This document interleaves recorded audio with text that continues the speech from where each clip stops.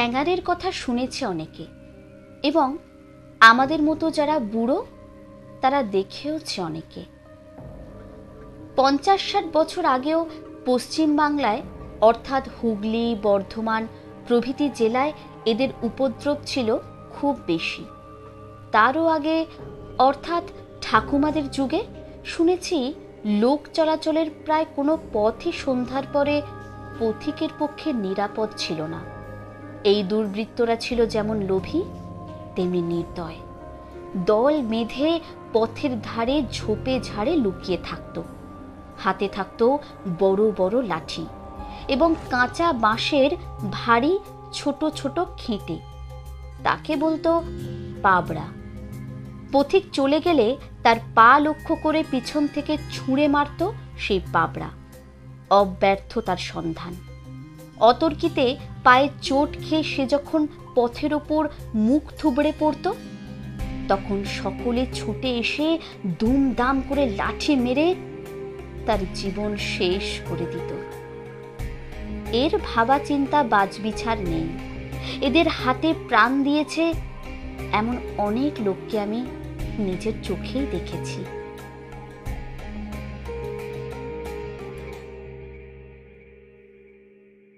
ছেলেবেলায় আমার মাছ ধরার বাতিক ছিল খুব বেশি।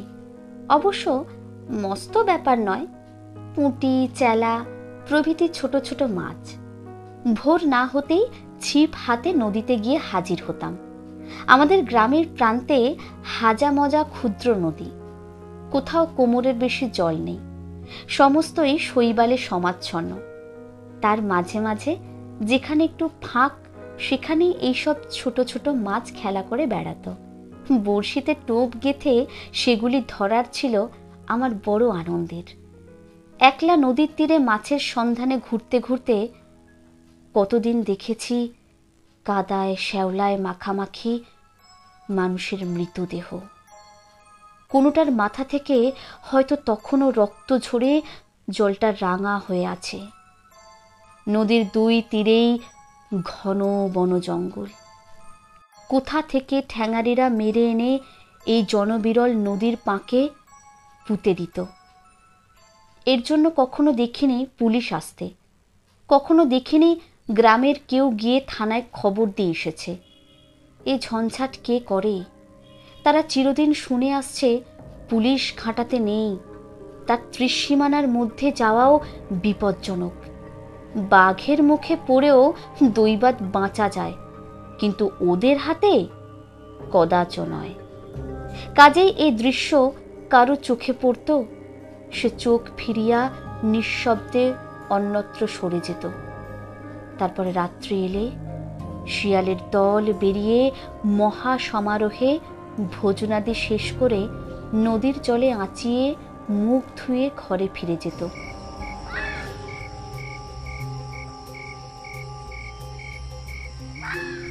মরার চিহ্ন মাত্র থাকত না। একদিন আমার নিজেরও হয়তো ওই দশা ঘটত, কিন্তু ঘটতে পেল না। সেই গল্পটাই বলি। আমার বয়স তখন 12 সকালে ছুটির দিনে ঘরের মধ্যে লুকিয়ে বসে ঘুড়ি তৈরি করছি। কানে গেল ওপাড়ার নয়ন বাগদির গলা। সে আমার ঠাকুমাকে বলছে, গোটা 5 টাকা দাও না দিদি ঠাকুরন, তোমার নাতিকে দুধ খাইয়ে শোধ দেব। ঠাকুরমা নয়নচাঁদকে বড় ভালোবাসতেন। জিজ্ঞাসা করলেন, হঠাৎ টাকার কি দরকার হলো নয়ন? সে বললে, একটা ভালো গরু আনবো দিদি, বসন্তপুরে পিসিমার বাড়ি। পিস্তুত ভাই বলে পাঠিয়েছে 4-5টি গরু সে রাখতে পারছে না, আমাকে একটি দেবে। কিছু নেবে না জানি, তবু গোটা 5 টাকা সঙ্গে রাখা ভালো। ঠাকুরমা আর কিছু না বলে 5টা টাকা এনে তার হাতে দিলেন। সে প্রণাম করে চলে গেল। আমি শুনেছিলাম বসন্তপুরে ভালো ছিপ পাওয়া যায়, সুতরাং নিঃশব্দে তার সঙ্গ নিলাম। মাইল 2 কাঁচা পথ পেরিয়ে গ্র্যান্ড ট্যাঙ্ক রোড ধরে বসন্তপুরে যেতে হয়। মাইলখানে গিয়ে কে জানি কেন হঠাৎ পিছনে চেয়ে নয়ন দেখে। আমি ভয়ানক রাগ করলে বললে আমার জন্য সে 10খানা ছিপ কেটে আনবে, তবু কোনো মতে আমি ফিরে যেতে রাজি হলাম না। অনেক কাকুতি মিনতি করলাম, কিন্তু সে শুনলে না। আমাকে ধরে জোর করে বাড়িতে ফিরিয়ে নিয়ে এলো। কান্নাকাটিতে ঠাকুরমা একটু নরম হলেন, কিন্তু নয়নচাঁদ কিছুতে সম্মত হলো না। বললে, দিদি, যেতে আসতে কোষাষ্টেক পদ বই নয়, জ্যোৎস্না রাত, স্বচ্ছন্দে নিয়ে যেতে পারতাম, কিন্তু পথটা যে ভালো নয়, ভয় আছে। বেলাবেলি যদি ফিরতে না পারি, তখন একলা গরু সামলাবো না ছেলে সামলাবো না নিজেকে সামলাবো, কি করবো বলো তো দিদি? পথে ভয়টা যে কি তাই অঞ্চলের সবাই জানে।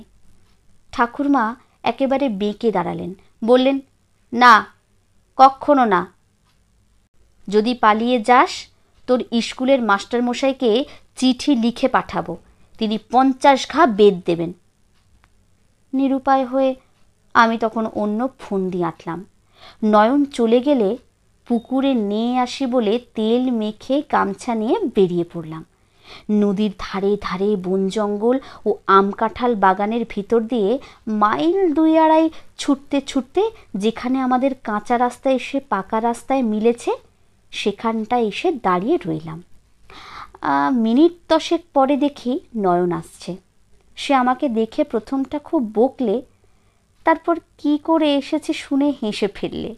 বললে, চলো ঠাকুর, যা অদৃষ্টে আছে তাই হবে, এত দূর এসে তো আর ফিরতে পারি নে। নয়নদা সাঁতগার একটা দোকান থেকে মুড়ি মুড়কি বাতাসা কিনে আমার কোঁচার খুঁটে বেঁধে দিলে। খেতে খেতে প্রায় দুপুরবেলা দুজনে বসন্তপুরে এসে ওর পিসির বাড়িতে পৌঁছালাম। পিসির অবস্থা সচ্ছল। বাড়ির নিচেই কুন্তি নদী, ছোট কিন্তু জল আছে, জোয়ার ভাটা খেলে। স্নান করে এলাম। ওদের বড় বউ কলা পাতায় চিঁড়ে গুড় দুধ কলা দিয়ে ফলারের জোগাড় করে দিলে। খাওয়া হলে নয়নের পিসি বললে, ছেলে মানুষ 4-5 কোষ পথ হেঁটে এসেছে, আবার যেতে হবে, এখন শুয়ে একটু ঘুমুক, তারপরে বেলা পড়লে যাবে। তার ছোট ছেলে ছিপ কেটে আনতে গেল। নয়ন আর আমি দুজনেই পথ হেঁটে এমনিই ক্লান্ত হয়েছিলাম যে আমাদের ঘুম যখন ভাঙল তখন 4টে বেজে গেছে। বেলার দিকে চেয়ে নয়নদা একটু চিন্তিত হলো, কিন্তু মুখে কিছু বললে না। মিনিট 10 মধ্যেই আমরা বেরিয়ে পড়লাম। যাবার সময় সে প্রণামী বলে পিসিকে টাকা 5টা দিতে গেল, কিন্তু তিনি নিলেন না, ফিরিয়ে দিলেন। বললেন, তোর ছেলে মেয়েদের বাতাসা কিনে দিস। আমার কাঁধে ছিপের তাড়া, নয়নের বাঁ হাতে গরুর দড়ি, ডান হাতে 4 হাত লম্বা বাঁশের লাঠি, কিন্তু গরু নিয়ে দ্রুত চলা যায় না। কোষ 2 না যেতেই সন্ধ্যা উত্তরের আকাশে চাঁদ দেখা দিলে। রাস্তার 2 ধারেই বড় বড় অশ্বত্থ, বট আর পাকুর গাছ ডালে ডালে মাথায় মাথায় ঠেকে এক হয়ে আছে। পথ অন্ধকার, শুধু কেবল পাতার ফাঁকে ফাঁকে জ্যোৎস্নার ম্লান আলো স্থানে স্থানে পথের উপর এসে পড়েছে। নয়ন বললে, দাদা ভাই, তুমি আমার বাঁ দিকে এসে তোমার বাঁ হাতে গরুর দড়িটা ধরো, আমি থাকি তোমার ডাইনে। কেন নয়নদা? না, এমনি, চলো যাই। আমি ছেলে মানুষ হলেও বুঝতে পারলাম নয়নদার কণ্ঠস্বরে উদ্বেগ পরিপূর্ণ। ক্রমশ পাকা রাস্তা ছেড়ে আমরা কাঁচা রাস্তায় এসে পড়লাম। দুপাশের বন জঙ্গল আরও ঘন হয়ে এলো। বহু প্রাচীন সুবৃহৎ পাকুড় গাছের সারি মাথার উপরে পাতার অবিচ্ছিন্ন আবরণে কোথাও ফাঁক রাখেনি যে একটু চাঁদের আলো পড়ে।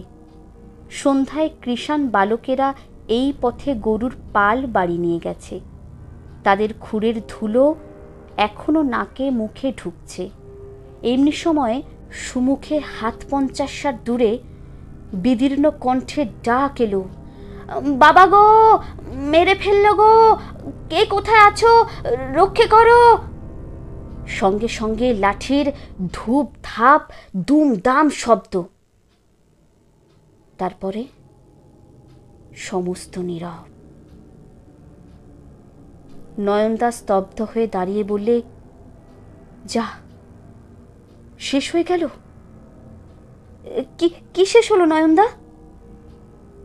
একটা মানুষ বলে কিছুক্ষণ চুপ করে দাঁড়িয়ে সে কি ভাবলে, তারপর বললে, চলো দাদা ভাই, আমরা একটু সাবধানে চাই। গরু বাঁয়ে, নয়নদা ডাইনে, আমি উভয়ের মাঝখানে। ছোটবেলা থেকে শুনে আসছি, দেখেও আসছি মাঝে মাঝে, সুতরাং বালক হলেও বুঝলাম সমস্ত। কে কোথায় আছো, রক্ষে করো। তখনও দোকানে বাজছে। ভয়ে ভয়ে বললাম, নয়নদা, ওরা যে সব সামনে দাঁড়িয়ে, আমরা যাব কি করে, মারে যদি? না দাদা ভাই, আমি থাকতে মারবে না। ওরা ঠ্যাঙাড়ে কিনা, আমাদের দেখলেই পালাবে। ওরা ভারী ভীতু। গরু, আমি ও নয়নচাঁদ তিনজনে ধীরে ধীরে এগোতে লাগলাম। ভয়ে আমার পা কাঁপছে, নিঃশ্বাস ফেলতে পারিনি, এমনি অবস্থা। গাছের ছায়া আর ধুলোর আধারে এতক্ষণ দেখা যায়নি কিছুই। 15-20 হাত এগিয়ে আসতেই চোখে পড়ল 4-5 লোক যেন ছুটে গিয়ে পাকুড় গাছের আড়ালে লুকোলো। নয়নদা হঠাৎ দাঁড়িয়ে পড়ে হাঁক দিলে, সে কি ভয়ানক গলা! বললে, খবরদার বলছি তোদের, বামুনের ছেলের সঙ্গে আছে। পাঁবড়া ছুঁড়ে মারলে তোদের একটাকেও জ্যান্ত রাখবো না, এই সাবধান করে দিলাম। কেউ জবাব দিল না। আমরা আরো খানিকটা এগিয়ে এসে দেখি একটা লোক উপুর হয়ে রাস্তার ধুলোয় পড়ে। অল্প স্বল্প চাঁদের আলো তার গায়ে লেগেছে। নয়নদা ঝুঁকে দেখে হায় হায় করে উঠল। তার নাক দিয়ে, কান দিয়ে, মুখ দিয়ে রক্ত ঝরে পড়ছে। শুধু পা দুটো তখনও থরথর করে কাঁপছে। কাঁধের ভিক্ষের ঝুলিটি তখনও কাঁধে, কিন্তু চালগুলি ছড়িয়ে পড়েছে ধুলোয়। হাতের একতারাটি লাঠির ঘায়ে ভেঙে চুড়ে খানিকটা দূরে ছিটকে পড়ে আছে। নয়নদা সোজা হয়ে উঠে দাঁড়ালো, বললে, ওরে নারকী, নরকের কীট, তোরা মিছি মিছি একজন বৈষ্ণবের প্রাণ নিলি, এ তোরা করেছিস কি? তার ক্ষণিক পূর্বে ভীষণ কণ্ঠ সহসা যেন বেদনায় ভরে গেল, কিন্তু ওদিক থেকে সাড়া এলো না। নয়নের এ দুঃখের প্রধান হেতু সে নিজে পরম বৈষ্ণব। তার গলায় মোটা মোটা তুলসীর মালা, নাকে তিলক, সর্বাঙ্গে নানাবিধ ছাপ ছোপ। বাড়িতে তার একটি ছোট্ট ঠাকুর ঘর আছে, সেখানে মহাপ্রভুর শ্রীপদ প্রতিষ্ঠিত। সহস্রবার ইষ্টনাম জপ না করে সে জলগ্রহণ করে না। ছেলেবেলায় পাঠশালায় বর্ণ পরিচয় হয়েছিল। এখন নিজের চেষ্টায় বড় অক্ষরে ছাপা বই অনায়াসে পড়তে পারে। প্রদীপের আলোকে ঠাকুর ঘরে বসে বটতলার প্রকাশিত বৈষ্ণব ধর্মগ্রন্থ প্রত্যহ অনেক রাত্রি পর্যন্ত সে সুর করে পড়ে। মাংস সে খায় না, সংকল্প আছে ভবিষ্যতে একদিন মাছ পর্যন্ত ছেড়ে দেবে। তার বৈষ্ণব হওয়ার ছোট্ট একটু ইতিহাস আছে, এখানে সেটুকু বলে রাখি। এখন তার বয়স 40-এর কাছে, কিন্তু যখন 25-30 ছিল তখন ডাকাতির মামলায় জড়িয়ে সে একবার বছরখানেক হাজত বাস করে। ঠাকুরমার এক পিস্তত ভাই ছিলেন জেলার বড় উকিল, তাকে দিয়ে বহু তদিরও অর্থ ব্যয় করে ঠাকুরমা ওকে খালাস করেন। হাজত থেকে বেরিয়েই সে সোজা নবদ্বীপ চলে যায় এবং তথায় কোনো এক গোস্বামীর কাছে দীক্ষা নিয়ে মাথা মুড়িয়ে তুলসীর মালা ধারণ করে সে দেশে ফিরে আসে। সেদিন থেকে সে গোঁড়া বৈষ্ণব। নয়ন যখন তখন এসে আমার ঠাকুমাকে ভূমিষ্ঠ প্রণাম করে যেত। ব্রাহ্মণের বিধবা স্পর্শ করার অধিকার নেই। যে কোনো একটি গাছের পাতা ছিঁড়ে তার পায়ের কাছে রাখত। তিনি পায়ের বুড়ো আঙুলটি ছুঁয়ে দিলেই পাতাটি সে মাথায় গলায় বারবার বুলিয়ে বলতো, দিদি ঠাকুরন আশীর্বাদ করো, যেন এবার মরে সৎ জাত হয়ে জন্মাই, যেন হাত দিয়ে তোমার পায়ের ধুলো নিয়ে মাথায় রাখতে পারি।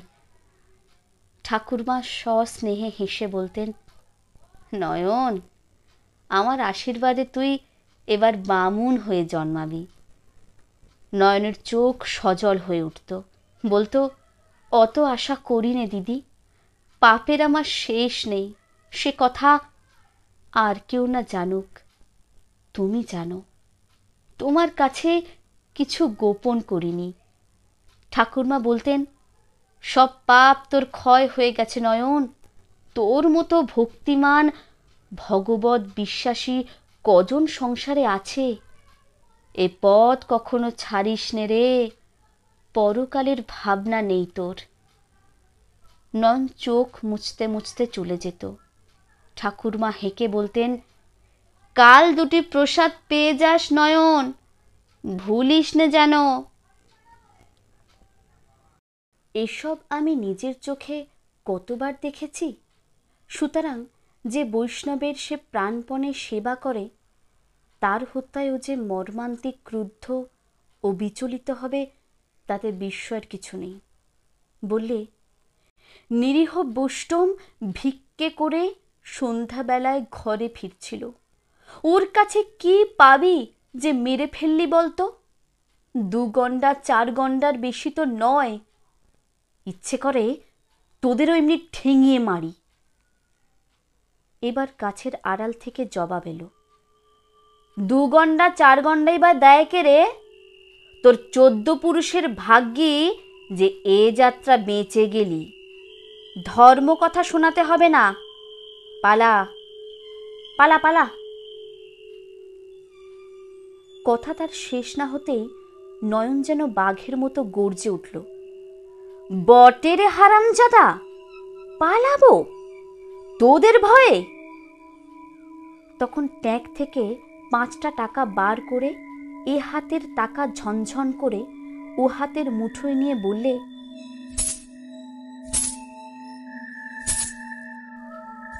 এতগুলো টাকার মায়া ছাড়িস নে বলে দিলাম। পারিস সবাই একসঙ্গে এসে নিয়ে যা, কিন্তু ফের সাবধান করে দি, আমার বাবা ঠাকুরের গায়ে যদি কুটোর আঁচড় লাগে তো তোদের সব কটাকে জন্মের মতো রাস্তায় শুইয়ে রেখে তবে ঘরে যাব। শেতলার নয়ন ছাতি আমি, আর কেউ নয়। বলি, নাম শুনেছিস না এমনি লাঠি হাতে ভিকিরি মেরে বেড়াস? হারামজাদা শেয়াল কুকুরের বাচ্চারা।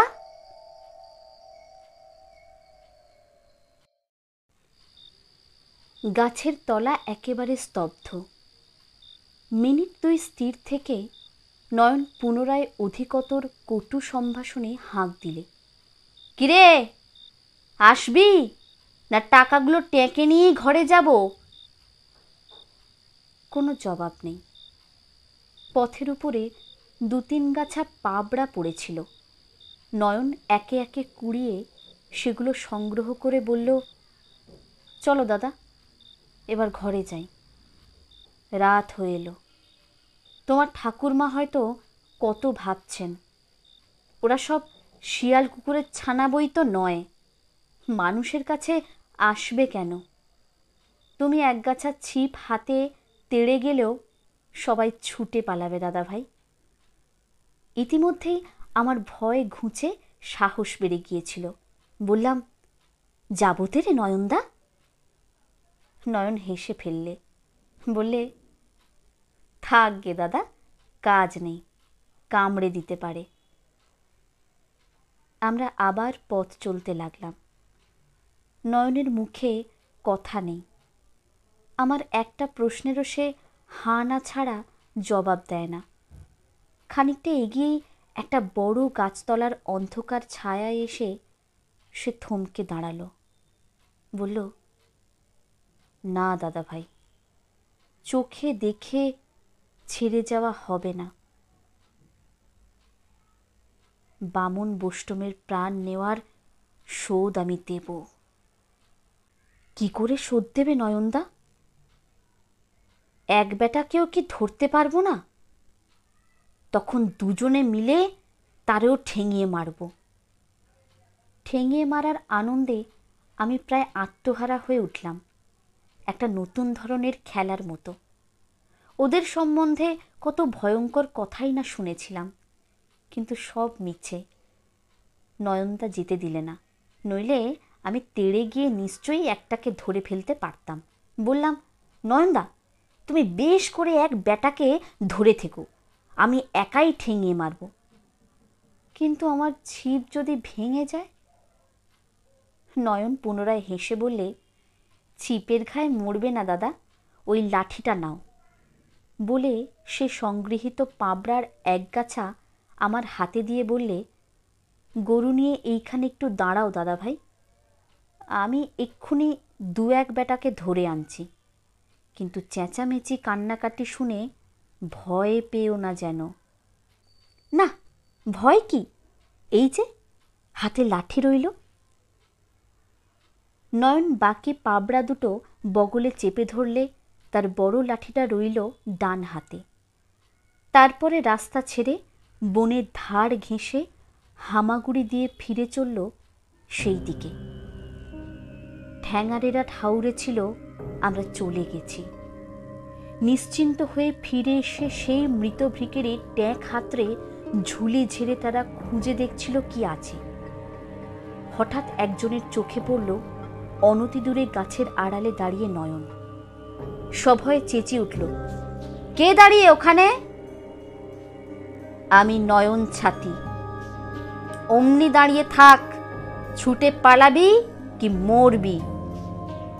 কিন্তু কথা শেষ না হতেই অনেকগুলো পায়ের ছোটাছুটি শুনতে পেলাম এবং প্রায় সঙ্গে সঙ্গেই অস্ফুট আত্মস্বরে কেঁদে উঠে কে যেন হুড়মুড় করে একটা ঝোপের উপর পড়ে গেল। নয়ন চেঁচিয়ে বলে, এক ব্যাটারে পেয়েছি দাদা ভাই, আরগুলো পালালো। শুভ সংবাদে সেখানে দাঁড়িয়ে লাফাতে লাগলাম। আমি চেঁচিয়ে বললাম, ওরে ওরে ধরে আনো নয়নদা, আমি ঠেঙিয়ে মারবো, তুমি মেরে ফেলো না যেন। না দাদা ভাই, তুমিই মেরো। আর একটা করুণ ধ্বনি কানে এলো। বোধ করি নয়নের লাঠির খোঁচার ফল। মিনিট দুই পরে দেখি একটা লোক খোঁড়াতে খোঁড়াতে আসছে, তার পেছনে নয়নচাঁদ। কাছে এসে হাউমাউ করে কেঁদে উঠে আমার পা জড়িয়ে ধরলে।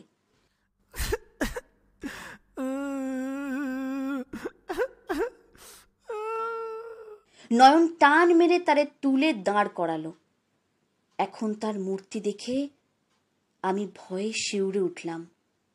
মুখে তার কালি মাখানো, তাতে সাদা সাদা চুনের ফোঁটা দেওয়া, যেমন রোগা তেমনি লম্বা, পরনে শতচ্ছিন্ন ন্যাকড়া। তখনও কাঁদছিল। তার গালে নয়ন প্রচণ্ড এক চড় মেরে বললে, চুপ কর হারামজাদা, যা জিজ্ঞাসা করি সত্যি জবাব দে। কজন ছিলি? তাদের কি নাম? কোথায় ঘর? বল। লোকটা প্রথমে বলতে চায় না, কিন্তু পিঠে একটা গুঁতো খেয়ে সঙ্গীদের নাম ধাম গড় গড় করে বলে গেল। নয়ন বললে, মনে থাকবে? ভুলবো না। এখন বল, বোষ্টম ঠাকুর পড়ে গেলে নিজে তুই কঘা বাড়ি দিয়েছিলি? 5-7 ঘা হবে বোধ হয়।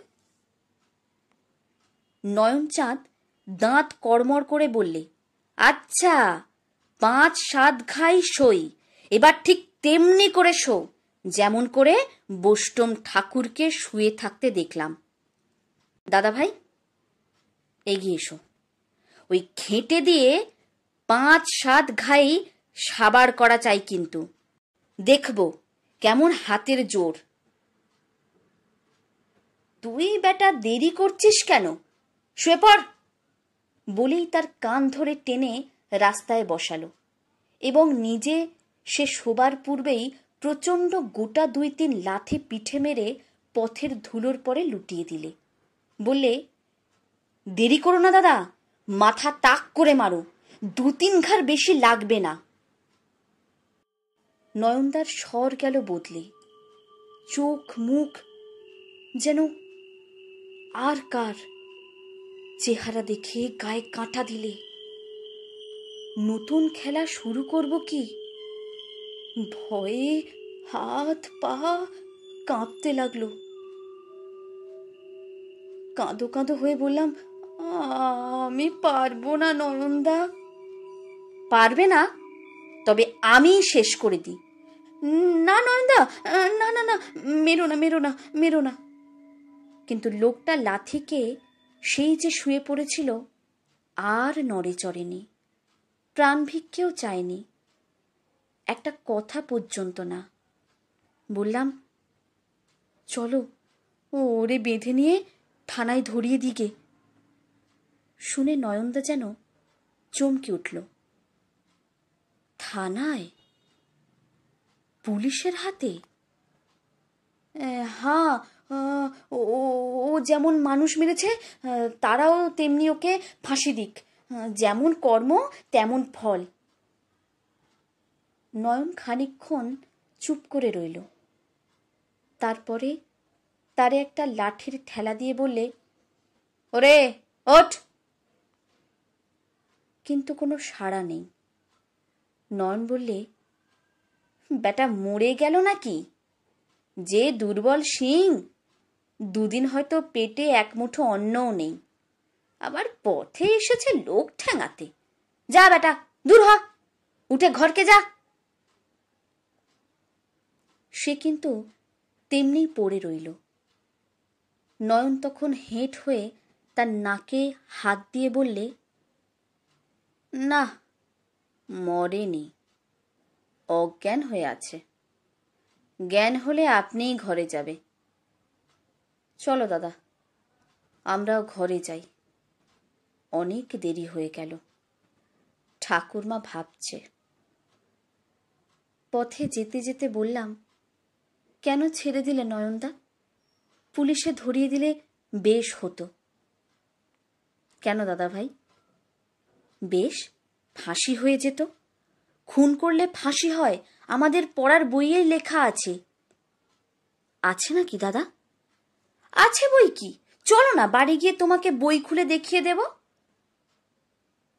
নয়ন বিস্ময়ের ভান করে বললে, বলো কি দাদা, একটা মানুষ মারার বদলে আরেকটা মানুষ মারা? হ্যাঁ, তাই তো, সেই তো তার উচিত সাজা, আমরা পড়েছি যে। নয়ন একটুখানি হেসে বললে, কিন্তু সব উচিতই যে সংসারে হয় না দাদা ভাই। কেন হয় না নয়নদা? নয়ন হঠাৎ জবাব দিলে, না। একটু ভেবে বললে, বোধহয় জগতে সবাই ধরিয়ে দিতে পারে না বলে। কেন যে পারে না, কেন যে মানুষে অন্যায় করে, সে তত্ত্ব সেদিনও জানিনি, আজও না। তবু এই কথাটাই ভাবতে ভাবতে খানিকটা পথ চলার পরে জিজ্ঞাসা করলাম, আচ্ছা নয়নদা, ওরা ফিরে গিয়ে আবার তো মানুষ মারবে। নয়ন বললে, না দাদা, আর মারবে না। আমি বেঁচে থাকতে এ কাজ ওরা আর কখনো করবে না। জবাবটায় বেশ প্রসন্ন হতে পারলাম না। ফাঁসি হওয়াই ছিল আমার মনস্পুত। বললাম, কিন্তু ওরা বেঁচে তো গেল, শাস্তি তো হলো না। নয়ন অন্যমনস্ক হয়ে কি ভাবছিল, বললে, কি জানি, হবে হয়তো একদিন। পরক্ষণে সচেতন হয়ে বললে, আমি তো এর উত্তর জানি নে দাদা ভাই, তোমার ঠাকুরমা জানেন। তুমি বড় হলে তাকে একদিন জিজ্ঞাসা করো। আমার কিন্তু বড় হবার সবুর সইল না। বাড়িতে পা দিয়েই সমস্ত বিবরণ, শুধু হাত পা কাঁপার অবান্তর কথাগুলো বাদ দিয়ে অঙ্গ প্রত্যঙ্গের যথাচিত সঞ্চালনে আমাদের ঠ্যাঙাড়ে বিজয় কাহিনী বর্ণনা করে ঠাকুমাকে সবিস্তরে বুঝিয়ে দিলাম। গরু কিনতে গিয়ে আজ কি কাণ্ড ঘটেছিল। আগাগোড়া মন দিয়ে শুনে তিনি কেবল একটা নিঃশ্বাস ফেলে আমাকে বুকের কাছে টেনে নিয়ে স্তব্ধ হয়ে রইলেন। নয়ন এতক্ষণ চুপ করে শুনছিল। আমার বলা শেষ হতে টাকা 5টি ঠাকুরমার পায়ের কাছে রেখে বললে, গরুটা এমনিই পেলাম, তোমার টাকা তোমার কাছে ফিরে এলো দিদি। না নিলেন পিসিমা, না নিলে তোমার মেজ বউয়ের ভাইদের দল পথে। ঠাকুরমা একটু হেসে বললেন, দেখা হলে মেজ বউকে জানাবো, কিন্তু ও টাকা আমি নেব না নয়ন, ও তোর ঠাকুরের ভোগে লাগাগে যা। কিন্তু একটা কথা আজ তোকে বলি নয়ন, এখনো তেমন বোষ্টম হতে তুই পারলি নে। কেন দিদি? তারা কি টাকা বাজিয়ে লোক ভোলায়? ধর, যদি লোভ সামলাতে না পেরে ছুটেই আসতো, তাহলে আরো গোটা 5-6 মরত। তাতে নয়নের পাপের ভরায় কতটুকুই বা ভার চাপত দিদি। ঠাকুরমা চুপ করে রইলেন। এই ইঙ্গিতের অর্থ জানেন তিনি, আর জানে নয়ন নিজে। কিন্তু সেও আর কিছু বললে না। দূর থেকে তাকে ভূমিষ্ঠ প্রণাম করে টাকা 5টি মাথায় ঠেকিয়ে নিঃশব্দে বেরিয়ে গেল।